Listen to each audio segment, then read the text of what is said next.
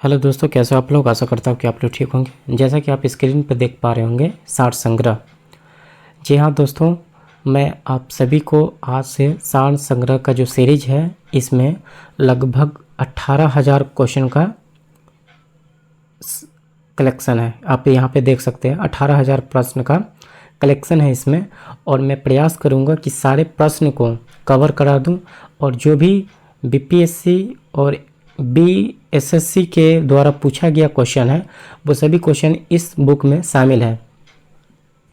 और सबसे बड़ी बात यह है कि बीपीएससी द्वारा हाल ही में पूछा गया जो एग्ज़ाम है टीआरई 1, 2, 3 इन सभी को कवर किया गया है। यहाँ तक कि 6 to 8 का भी 9, 10 का भी जो एसएसटी बनता है वो सभी को कवर किया गया है। यह बहुत ही कारगर किताब होगा आपके टीआरई 4 के लेकर। आप सभी के लिए बहुत ही अच्छी खबर है यह कि मैं आज से इस चैनल पर सार संग्रह का एक सीरीज चलाऊंगा और उसमें हम लोग कवर करेंगे 18,000 प्रश्न को। मैं यही सोच रहा था कि किस तरह से अच्छी कंटेंट प्रोवाइड किया जाए। अगर आप इस तरह के कवर करते हो सारे क्वेश्चन को तो यकीन करें आपका टीआरई 4 एग्ज़ाम निकल जाएगा।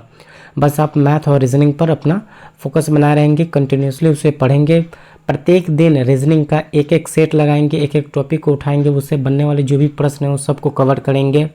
मैथ को भी अच्छे से देखेंगे ताकि आप अपना एग्ज़ाम और अपना एक सीट कंफर्म कर सको।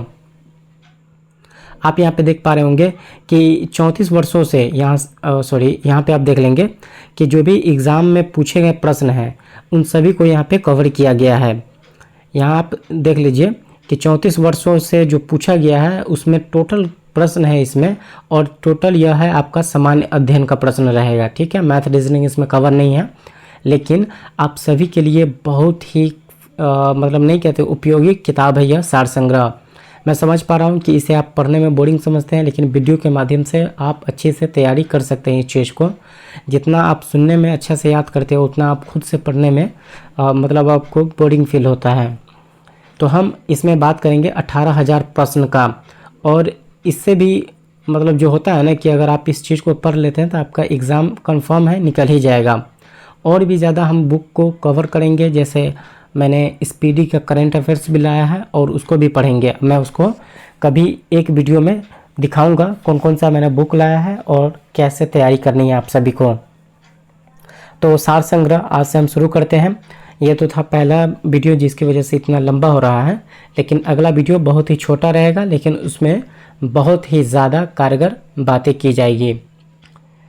चलिए हम शुरू करते हैं। यहाँ पे आप देख सकते हैं कि बीपीएससी द्वारा जो पीटी का एग्ज़ाम हुआ 27 सेट है टोटल, वहीं बीपीएससी शिक्षक भर्ती का 46 सेट्स हो गया, क्योंकि इसमें 1 to 5 का देख सकते हैं 9, 10 था, सभी का कवर है इसमें। और आपको एसएसटी पढ़ना है। एसएसटी जितना ज़्यादा आप क्वेश्चन प्रैक्टिस करेंगे उतना ही आपका कॉन्फिडेंस और उतना ही आप सरकारी नौकरी को पक्का कर पाएंगे।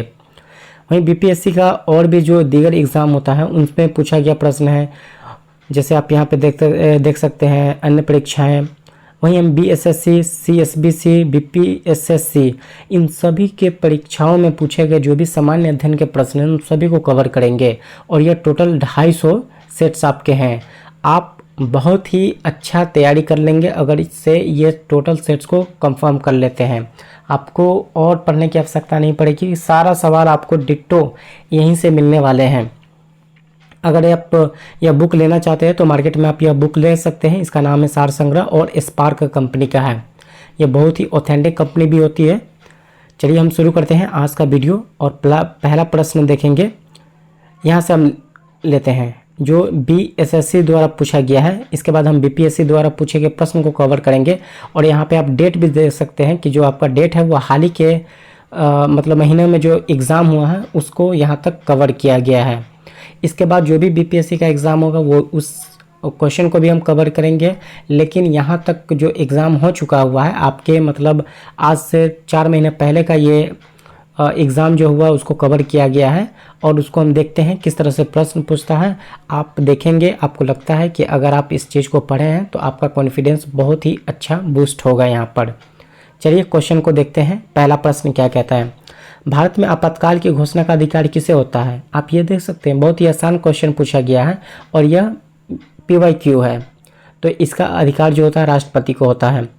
बंगाल का विभाजन किस वर्ष हुआ था? 1905 को। किस वर्ष हुआ था? 1905 में। रक्तदाब को मापने का यंत्र क्या है? सिग्मोमीटर। किस मृदा को रेगुर मृदा भी कहा जाता है? काली मृदा को। भारतीय संविधान कब लागू हुआ? 26 जनवरी 1950 को। इसलिए हम लोग गणतंत्र दिवस 26 जनवरी को मनाते हैं। असहयोग आंदोलन को स्थगित क्यों किया गया था? आप सभी जानते हैं, चौरी चौरा घटना के कारण। अगर आप इतना क्वेश्चन कवर कर लेंगे, यकीन करें आपको और कहीं से पढ़ने की आवश्यकता भी नहीं है, न ज़्यादा टेंशन लेने की है। जितना क्वेश्चन आप यहाँ पे अटैम्प्ट करेंगे उतना ही आपका कॉन्फिडेंस बढ़ जाएगा और आप अच्छी तैयारी की रेस में आगे बढ़ जाएंगे। चेहरा देखने के लिए सामान्यतः किस प्रकार के दर्पण का प्रयोग किया जाता है? तो समतल दर्पण का प्रयोग किया जाता है। मेघालय की राजधानी कहाँ है? ये तो बहुत ही बेसिक और इजी क्वेश्चन है, शिलोंग। पौधों की वृद्धि किस यंत्र से मापी जाती है? क्रेस्कोग्राफ। आप यहाँ पे देख सकते हैं, यहाँ से दो यंत्र का नाम पूछा गया है, तो आप इस चीज़ को देख लें कि आपके पास यंत्र से संबंधित कोई नोट्स है या कोई बुक है जिसमें दिया गया है कि इसके मापने का यंत्र यह है, तो आपसे डेफिनेटली एक न एक प्रश्न जरूर मिलेगा बीपीएससी टियर 4 में। बारदोली सत्याग्रह किसके नेतृत्व में हुआ था? तो यह सभी हम जानते हैं, सरदार वल्लभ भाई पटेल को, और इनमें इनको सरदार की उपाधि मिली थी। अब यहाँ पे देखेंगे कि जिम कॉर्बेट नेशनल पार्क कहाँ? उत्तराखंड में। अंतर्राष्ट्रीय मजदूर दिवस किस दिन मनाया जाता है? 1 मई को। और मैंने इससे पहले जो वीडियो बनाया था उसमें मैंने आपको बताया था दिवस से संबंधित एक न एक प्रश्न पूछा जाता है। आप देख सकते हैं कि यह बीपीएससी से नहीं है, लेकिन जो भी एग्ज़ाम है वो दिवस से संबंधित प्रश्न पूछता है। और मैं आपको बताऊंगा कि बीपीएससी से जो भी एग्ज़ाम होते हैं उससे भी प्रश्न पूछता है। और हाल ही के एक एग्ज़ाम में, जैसे यूपीएसएससी का जो एग्ज़ाम हुआ था, उसमें पूछा गया था कि विश्व पर्यटन दिवस कब मनाया जाता है। तो आप लोग मतलब दिवस से संबंधित जो भी आपके पास नोट्स है उसको आप अच्छे से रट जाओ। इसका एक ही इलाज है भाई, अच्छे से रट जाओ ताकि आप अपना 1 या 2 नंबर उसमें पक्का कर सको। उससे संबंधित प्रश्न पूछा ही जाता है। जैसा कि आपने स्क्रीन पर देखा, अंतर्राष्ट्रीय मजदूर दिवस किस दिन मनाया जाता है? 1 मई को। ये प्रश्न पूछा गया, दिवस से 1 नंबर तो पक्का हो गया। बिहार का कौन सा जिला चावल का कटोरा कहलाता है? रोहतास में सबसे ज़्यादा चावल की खेती होती है। नर्मदा बचाओ आंदोलन किससे संबंधित है? सरदार सरोवर बांध से। भारतीय रिजर्व बैंक की स्थापना किस वर्ष हुई थी? 1935 में। कंदरिया महादेव मंदिर कहाँ अवस्थित है? खजुराहो, मध्य प्रदेश में। विंबलडन ट्रॉफी किस देश से आयोजित किया जाता है? इंग्लैंड में। प्रथम पंचवर्षीय योजना का कार्य किस वर्ष था? 1951 से 1956। लेकिन आप लोग कह रहे हैं कि पंचवर्षीय योजना अब पूछता नहीं है, बीपीएससी नहीं पूछेगा। अब हाल ही के एग्ज़ाम में यानी 7 सितंबर 2025 को जो यूपीएसएससी ने एग्ज़ाम लिया था उसमें पूछा था कि 9वें पंचवर्षीय योजना का मॉडल नाम क्या था, किस पे आधारित था। तो आप देख सकते हो, इससे पहले यानी 4 पहले महीने जो एग्ज़ाम हुआ था उसमें पूछा था कि प्रथम पंचवर्षीय योजना का कार्य क्या था, मतलब वर्ष क्या था? 1951 से 1956। अब इस योजना का नाम बदल के नीति आयोग रख दिया गया है। देशबंधु उपनाम किनका है? तो चित्तरंजन दास, सीआर दास।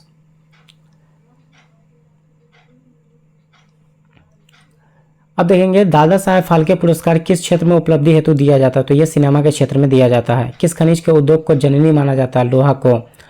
वैश्वीकरण ग्लोबलाइजेशन का क्या अर्थ है? देश की अर्थव्यवस्था का विश्व अर्थव्यवस्था के साथ समन्वय। और ये टर्म कौन दिए थे? मनमोहन सिंह, प्रधानमंत्री। जापान की मुद्रा क्या है? येन। इससे पहले पूछा था एक अलग एग्जाम में कि भूटान की मुद्रा का नाम क्या है। ठीक है, तो मुद्रा से संबंधित भी प्रश्न पूछा जाता है। और अपने भारतीय अभी जो इस तरह से भारतीय करेंसी चेंज हुआ तो उसमें पूछा जाता है कि इसमें कितने मतलब भाषा का इस्तेमाल किया गया है। 50 रुपये के नोट पर कौन सी मंदिर है या कौन सी जगह का दर्शाया गया है, ये भी प्रश्न पूछा जाता है। तो रुपया से संबंधित आप करंट अफेयर्स में या एक वीडियो आप देख सकते हैं। अपच का उपचार करने के लिए किस औषधि का उपयोग किया जाता है? एंटासिड का। पंचायत समिति का पदेन सचिव कौन होता है? प्रखंड विकास पदाधिकारी, बीडीओ होता है। पंचायत समिति का पदेन सचिव कौन होता है? तो वो होता है बीडीओ। भारत का सर्वोच्च नागरिक सम्मान पुरस्कार होता है भारत रत्न पुरस्कार। तेलंगाना राज्य की राजधानी कहाँ है? हैदराबाद। इसी प्रश्न में अभी 2 राज्य की राजधानी का नाम पूछ लिया गया। एक पूछा गया मेघालय का, दूसरा पूछा गया तेलंगाना का। अर्थशास्त्र पुस्तक के रचयिता कौन है? कौटिल्य चाणक्य। अगला प्रश्न आप देखेंगे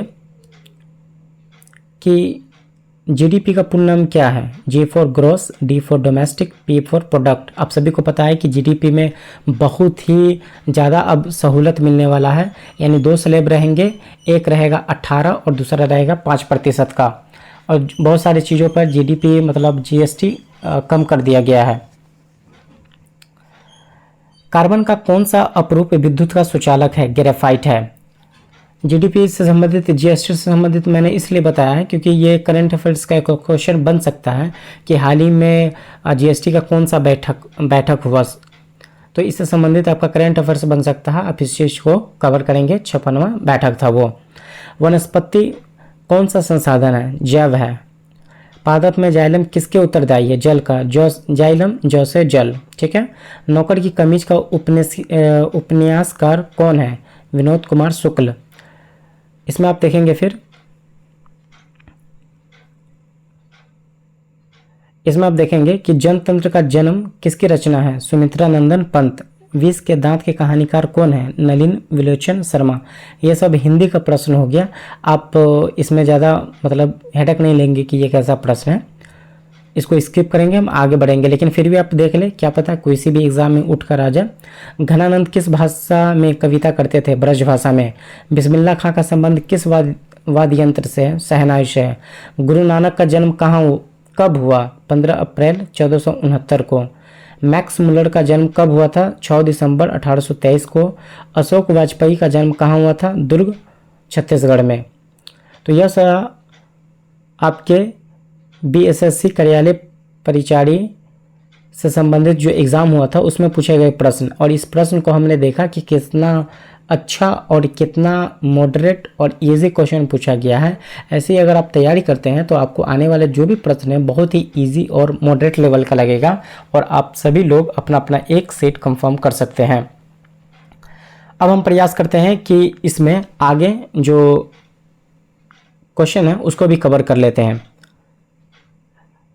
और ये बीपीएसएससी का पूछा गया जो क्वेश्चन है उसको अब हम देखते हैं। 6 से 14 वर्ष के बच्चों को निःशुल्क शिक्षा देना अनिवार्य है। यह भारत के संविधान के किस अनुच्छेद में वर्णित होता है। 21A। और आप यहाँ पे देख सकते हैं सब इंस्पेक्टर प्रोहिबिशन। इसमें मद्य निषेध दरोगा में पूछा गया, जो कि 18/5/2025 को जो एग्ज़ाम हुआ था, आज से पहले 4 महीना पहले जो एग्ज़ाम हुआ था उसी को इसमें प्रश्न को शामिल कर दिया गया है। और यह प्रश्न आप देख सकते हैं किस तरह से प्रश्न पूछा जाता है, और जो सामान्य अध्ययन का प्रश्न होता है वो कहीं ना कहीं इसी के इर्द गिर्द घूमता है। जितना आप प्रैक्टिस करते हैं उसी से संबंधित होता है। अगला प्रश्न देखेंगे, थिरथंगल पक्षी अभयारण्य किस राज्य में अवस्थित है, तो वो है तमिलनाडु में। अनुवांशिकी का जनक किसे कहा जाता है। Father of genetics Gregor John Mendel. जब हम धनुष कमान पर तीर चढ़ाते हैं तो उसमें कैसी ऊर्जा आती है, तो उसमें जो आती है प्रत्यास्थ स्थिर ऊर्जा। अब आगे हम देखेंगे कि लोकसभा द्वारा विचार के लिए भेजे गए धन विधेयक को राज्यसभा में कितने दिन तक रख सकते हैं। 14 दिन के लिए। हरियाणा में कौन सी हड़प्पाकालीन स्थल स्थित है। राखीगढ़ी है। यानी हड़प्पा सभ्यता से क्वेश्चन पूछा गया है, प्राचीन इतिहास से। भारत में कोऑपरेटिव क्रेडिट सोसाइटी की स्थापना कब किया गया था। 25 मार्च 1904 को। विधवा पुनर्विवाह अधिनियम को लागू करने का प्रयास मुख्य रूप से किसने दिया था। ईश्वर चंद्र विद्यासागर ने। यहाँ पे देखेंगे हम, भारत के किस राज्य में वनों का क्षेत्र प्रतिशत सबसे अधिक है, तो मिजोरम में है। भगवान बुद्ध की शिक्षा किस पुस्तक में संकलित है। त्रिपिटक। योगासन की किस वर्ष एशियाई खेलों में प्रदर्शन खेल के रूप में शामिल किया जाना। 2026 के एशियाई खेल जो कि जापान में होने वाला है, वहीं 2030 कतर में होगा। सतपुरा। अब हम बात करते हैं, सतपुरा पर्वतमाला में निकलने वाली नदी कौन सी है जो अरब सागर में गिरती है। नर्मदा एवं ताप्ती में। शरीर में आयोडीन की कमी से कौन सा रोग होता है। घेंगा। हार्पर कॉर्लिस द्वारा प्रकाशित पुस्तक the book of Bihari literature के लेखक कौन है। अभय कुमार। 52वां संविधान संशोधक विधेयक 1985 किससे संबंधित है। दल बदल और दल बदल कानून विरोधी कानून से है। न्यायिक समीक्षा किसके द्वारा किया जाता है। सर्वोच्च न्यायालय एवं उच्च न्यायालय से। मुद्रास्फीति के दौरान सामान्यतः कौन लाभान्वित होते हैं? देनदार। अब हम देखेंगे आगे कि भारतीय संविधान में संघ और राज्य में शक्ति विभाजन से संबंधित अनुच्छेद है अनुच्छेद 246। पटना के राजभवन निर्माण के समय भारत के वायसराय कौन थे? Charles Hardinge. मूसे किसकी एक सहायक नदी है? तो कृष्णा की। सेबी का मुख्य कार्य क्या है? भारत में प्रतिभूति बाजार को विनियमित करना और निवेशकों के हित में रक्षा करना। आर्यों का सबसे प्राचीन वेद कौन सा है? ऋग्वेद है। भारत में चाय उत्पादन के लिए सर्वाधिक क्षेत्रफल किस राज्य में है? तो असम में है।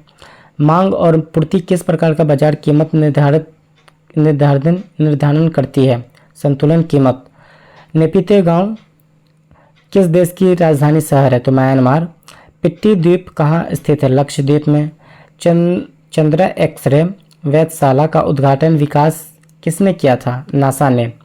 मौर्य वंश की राजधानी कहाँ है? पाटलिपुत्र।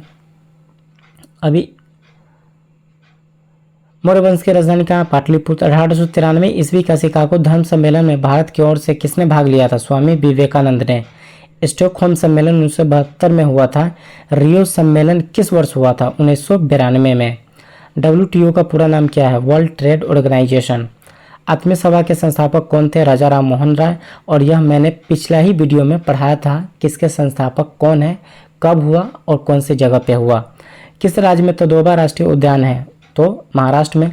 नेशनल पार्क से संबंधित आप सारे प्रश्न को देखेंगे क्योंकि इसमें दो तरह के प्रश्न पूछ लिए गए हैं नेशनल पार्क से संबंधित। DDT का पूरा नाम क्या है? Dichloro diphenyl trichloroethane. अब हम आगे के प्रश्न देखेंगे जो कि आपके एग्जाम में पूछा गया है। सुधा मूर्ति की पुस्तक द सर्किल ऑफ लाइफ किस प्रकाशन कंपनी द्वारा प्रकाशित की गई? तो पेंगुइन रैंडम हाउस इंडिया।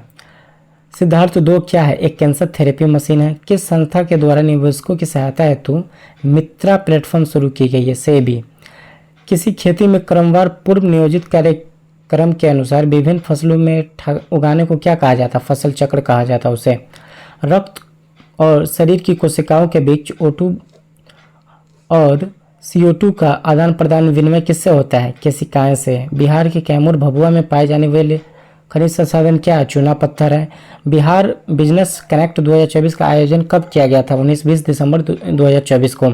यह करंट अफेयर्स का क्वेश्चन हो गया। किस लेखक को उनकी पुस्तक में जब तक आई बिहार के लिए उन्हें साहित्य अकादमी पुरस्कार हिंदी प्रदान किया गया है? गगन गिल। आगे के प्रश्न को हम देखेंगे। एक नाविक द्वारा नाव की आगे की ओर कूदने तथा नाव द्वारा पीछे की ओर गति करने स्थिति में गति का कौन सा नियम प्रदर्शित होता है? वो तीसरा नियम होता है। एक वस्तु का द्रव्यमान स्थान के अनुसार अपरिवर्तित रहता है। सिरका में एसिटिक एसिड होता है तो दही में कौन सा होगा? लैक्टिक एसिड होगा। यंग इटली के संस्थापक कौन थे? मैजनी थे। किस धातु को चाकू से काटा जाता है? सोडियम। कमरे के तापमान पर द्रव के वाष्पन द्वारा कौन सी प्रक्रिया शीतलीकरण के प्रभाव को दर्शाती है? वाष्पीकरण। कमी वाले क्षेत्र में और समाज के गरीबी वर्गों में बाजार कीमत से कम कीमत पर अनाज वितरण किया जाता है जिसे क्या कहते हैं? निर्गम कीमत। ऐसा विकास जो वर्तमान की आवश्यकताओं की पूर्ति करे लेकिन भविष्य की पीढ़ियों की अपनी आवश्यकताओं को पूरा करने की क्षमता समझौता न करे उसे क्या कहते हैं? उसे सतत विकास कहते हैं। Sustainable development. व्यक्ति और राज्य के द्वारा संचालित उद्योग को सहकारी क्षेत्र कहा जाता है। व्यक्ति और राज्य के संयुक्त स्वामित्व वाले उद्योग को क्या कहा जाता है? तो संयुक्त क्षेत्र। इलायची पहाड़ियों की सह्याद्री श्रेणी में। महादेव पहाड़ियों किस श्रेणी में? सतपुरा श्रेणी में। समय के सापेक्ष वेग में परिवर्तन के त्वरण कहा जाता है तो दो बिंदुओं के बीच सबसे छोटा पथ क्या कहलाएगा? विस्थापन कहलाएगा। गर्भिणी दृष्टि क्या है? मातृ एवं शिशु स्वास्थ्य अनुसंधान के लिए एक डेटा भंडार। दुनिया की सबसे मूल्यवान मुद्रा कौन सी? कुवैती दिनार। तो यह था BPSSC द्वारा पूछा गया प्रश्न और ऊपर था BSSC द्वारा पूछा गया प्रश्न। आप सभी इस प्रश्न से अगर अवगत हैं, देखे हैं तो आप सभी को पता चला होगा किस तरह का प्रश्न पूछा जाता है, कौन सा टॉपिक अच्छे से पढ़ना। जैसे दिवस हो गया, मैंने शुरू से ही कहा था कि दिवस को आप अच्छे से पढ़ के जाएंगे क्योंकि उससे संबंधित 1 या 2 प्रश्न पूछता ही है। कुछ प्रश्न इसमें बच गए हैं, हम उसको भी कवर कर लेते हैं। उड़ते हुए पक्षी को कौन सी ऊर्जा होती है? तो यह होती है गतिज ऊर्जा एवं स्थिर ऊर्जा दोनों में। कहलगांव तापीय विद्युत परियोजना बिहार के किस जिला में स्थित है? तो भागलपुर में। नीम का शहद पुस्तक लेखक कौन है? डॉक्टर राजवर्धन आजाद। आगे का हम प्रश्न देखेंगे। यहाँ पे है नर्मदा नदी का उद्गम कहाँ से है? अमरकंटक मध्य प्रदेश से। और राष्ट्रीय संघर्ष के दौरान प्रसिद्ध समाचार पत्र केसरी के संस्थापक कौन थे? लोकमान्य तिलक। गरिमा से मृत्यु का अधिकार किस राज्य से लागू किया गया है? कर्नाटक। सूर्य अपने वास्तविक उदय के समय लगभग 2 मिनट पहले से हमें दिखाई देने लगता है, वायुमंडलीय अपवर्तन के कारण। तो यह सार संग्रह से मैंने कुछ बहुत ही महत्वपूर्ण प्रश्न उठाए हैं, आप सभी के लिए बहुत ही उपयोगी हो गया। आप सभी अच्छे से पढ़ें, क्योंकि मैं इस चैनल पर 18,000 जो प्रश्नों का पूरा एक कैप्सूल बना हुआ है, उन सभी को मैं कवर करूंगा। और यकीन के साथ मैं कहता हूँ कि अगर आप इतने सारे प्रश्न देख लेंगे तो आपका सामान्य अध्ययन बिल्कुल ही स्ट्रॉन्ग हो जाएगा। आपको इस विषय में चिंता करने की कोई बात नहीं है। कल से मैं प्रयास करूंगा आपका करेंट अफेयर्स जो कि स्पीडी द्वारा प्रकाशित है, मैं उसको भी कवर करूंगा, क्योंकि उससे बहुत सारे प्रश्न पूछता है बीपीएससी और बहुत ही अच्छी बुक मानी जाती है वो। चलिए मिलते हैं हम नेक्स्ट वीडियो में। आप सभी अच्छे से पढ़ाई करेंगे और अपना तैयारी और अपना जॉब जरूर पक्का करेंगे एक सेट।